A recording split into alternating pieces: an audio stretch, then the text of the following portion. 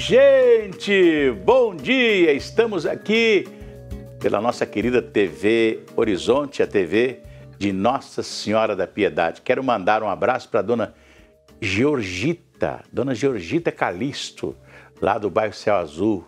Completou 70 anos, né? Ei, coisa boa, 70 anos. Reunindo aí a família, mas assim, muito dispersamente, porque eles gostam muito de fazer aquela festa, né? Uma coisa maravilhosa, e esse ano não tem a festa de Dona Georgita. E nem no Calixto, né? No Calixto já teve, né? Já teve a festa dele, foi antes da pandemia. Um abraço para vocês aí. Patrícia, bom dia. Bom dia, Cirantão. Bom dia para os nossos telespectadores. Uma excelente, produtiva, abençoada terça-feira, hein, Assir? É isso aí. Tá voando, gente? Bom demais, bom demais. Eu quero cantar aquela musiquinha primeiro. Ah, então vamos começar cantando. Vai tudo bem, muito bem, muito bem, muito bem, muito bem, muito bem, bem, bem. Com pílulas de Lucem. Sabe aquela dorzinha urinária, aquela sensação de queimação e ardor? Pílulas de Lucem. Se persistirem os sintomas, o médico deverá ser consultado. Pois é, Patrícia, o ministro Alexandre de Moraes, mais uma vez, né, tá fazendo valer a sua força de ministro do Supremo Tribunal Federal e manda que o governo volte a divulgar, naturalmente, aquele resumo que o Ministério da Saúde todos os dias faz sobre a Covid-19 no Brasil, com o número de infectados, de mortos, daqueles que já se curaram e etc. tal, que o presidente passou para as 10 horas da noite para prejudicar o emissor de televisão, né? Então, o Alexandre de Moraes mandou agora que o governo proceda novamente às informações a partir das 19 horas, como era antes. Cirantão, uma decisão judicial a gente não comenta, cumpre-se, não é mesmo? Então manda quem pode, obedece quem tem juízo. Aliás, eu não sei por que a gente perde tanto tempo discutindo aqui essa questão dos dados. Porque, Cirantão, o governo tinha de chamar para si a responsabilidade com uma maneira bem transparente, né? De, olha, vem aqui, gente, os dados são esses. A compilação dos dados foram feitas de acordo com as informações dos estados, né? É verdade. E chamar para si a responsabilidade. Quem tem informação tem o poder. Informação é o poder. De repente, por conta de uma briguinha, igual menino, né? Que briga, cachorrinho de fazenda não come, não deixa o outro comer. E aí, para prejudicar uma emissora, começou aí a negligenciar, a afastar os dados, né? Tem o horário certo, aí começou a passar esses dados depois, posteriormente. O que aconteceu? Aconteceu uma balbúrdia, né, com os números, né, no Brasil, né, infelizmente, né? E hoje, o Brasil, infelizmente, né, se serve de chacota internacional, né? Você imagina um investidor, Cirantão, que acompanha as notícias por aqui, pelo nosso país, né? De repente está em busca de uma oportunidade, porque a economia é feita de confiança. É verdade. E aí, vê aí como é que é essa discórdia toda, né? Não tem aí, nós não conseguimos ter uma unidade, uma união, uma transparência no que se refere aí à questão dos dados de uma pandemia. É verdade. Você imagina o que não é escondido? Pois é, olha, infelizmente, né, está um governo sem rumo. Essa é a verdade.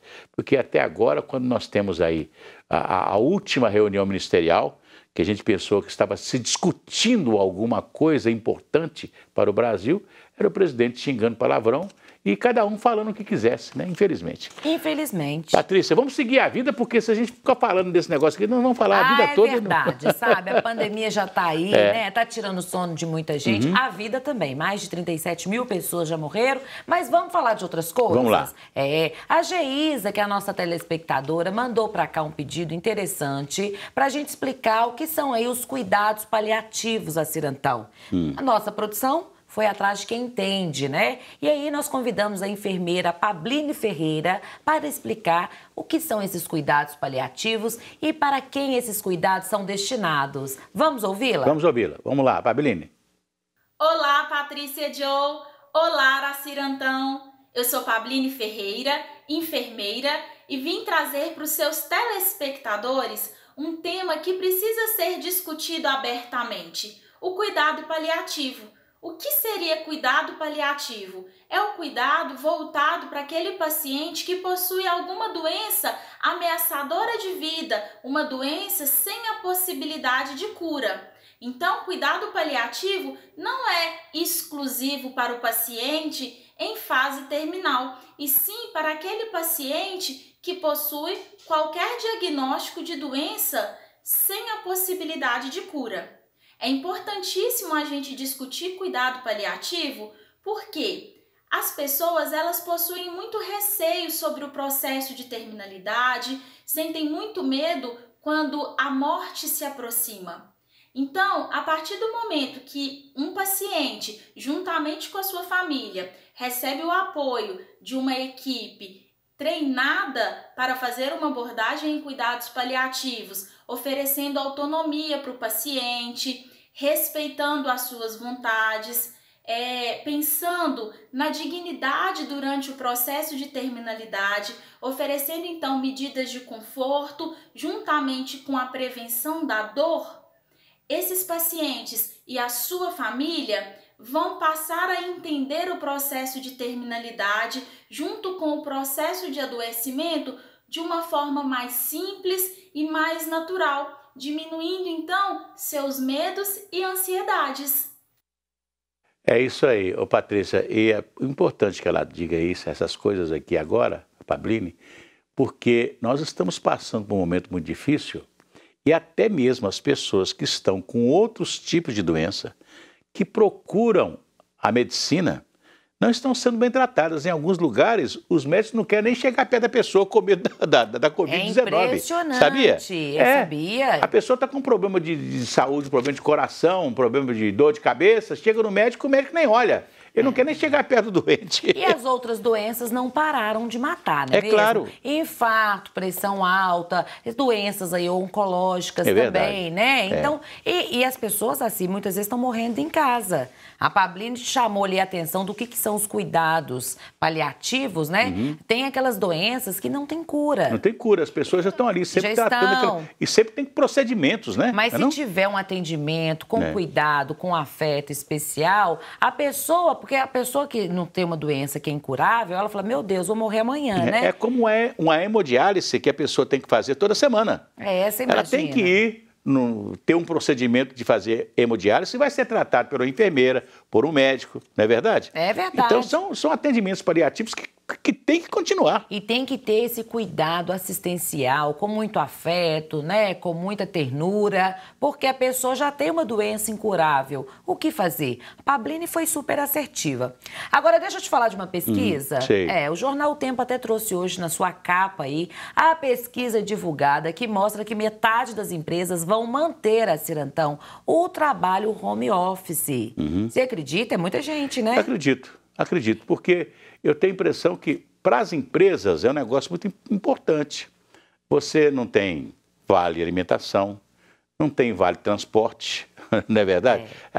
As empresas podem ter ou seja, as despesas vão diminuir para as empresas, porque, deixa eu te falar uma coisa, o salário não é o grande problema para o funcionário, não. O problema são os direitos sociais que o empregado gera para a empresa. Fica muito caro. É muito caro. É verdade. Né? Onera a empresa. Onera a empresa. Então, mais da metade das empresas vão manter seus trabalhadores em casa, pelo esquema home office, né? E mais de 20 milhões de trabalhadores que foram aí ouvidos falam que a produtividade aumenta e aumenta muito em casa. É verdade. Então, é uma nova maneira aí de você ter aí o pós-pandemia. Pois é, eu quero dizer sobre esse problema do empregado ficar muito caro para quem toca qualquer tipo de ramo de negócio, e o home office ficando em casa, né, naturalmente vai facilitar a empresa, vai diminuir o que a empresa gasta com os empregados. Vou lembrar aqui, a China, que tem 1 bilhão de pessoas, não é não? É muita gente, tem que dar muito emprego. Então, o que acontece na China? Empregado lá praticamente não tem direitos sociais. Exatamente. Então, o que acontece? A mão de obra, o preço que a China faz as coisas é muito barato. Então, hoje, aqui no Brasil, até pano de prato está vindo da China. Porque ninguém quer fazer nada aqui. Nós perdemos as nossas empresas têxteis, né? As nossas fábricas de tecidos. Por exemplo, São João del Rei tinha 3 fábricas de tecido, não tem nenhuma mais. Belo Horizonte tinha a fábrica de tecido Cachoeirinha, tinha a fábrica de tecido Renascença, acabou. Sumiu. Você chega em algumas cidades, o que é isso aqui? Era uma fábrica de tecidos, por quê? Porque ficou mais fácil fabricar o tecido na China, né?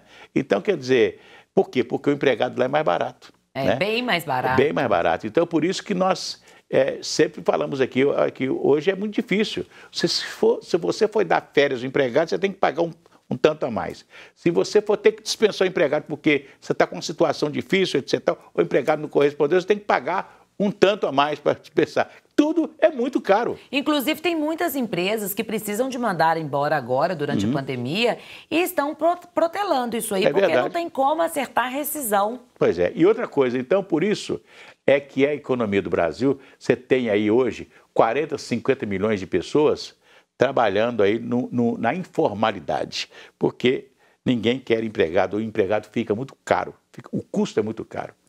Olha aqui, se a criança acordou, dorme, dorme menina, tudo calmo ficou, mamãe tem Auricedina, é um analgésico e antisséptico de uso local para adultos e crianças, todo mundo sabe, para dor de ouvido, Auricedina. Daqui a pouco, nós vamos falando de economia, nós vamos falar sobre o PIB brasileiro, quanto que vai se perder de PIB neste ano de 2020, daqui a pouquinho.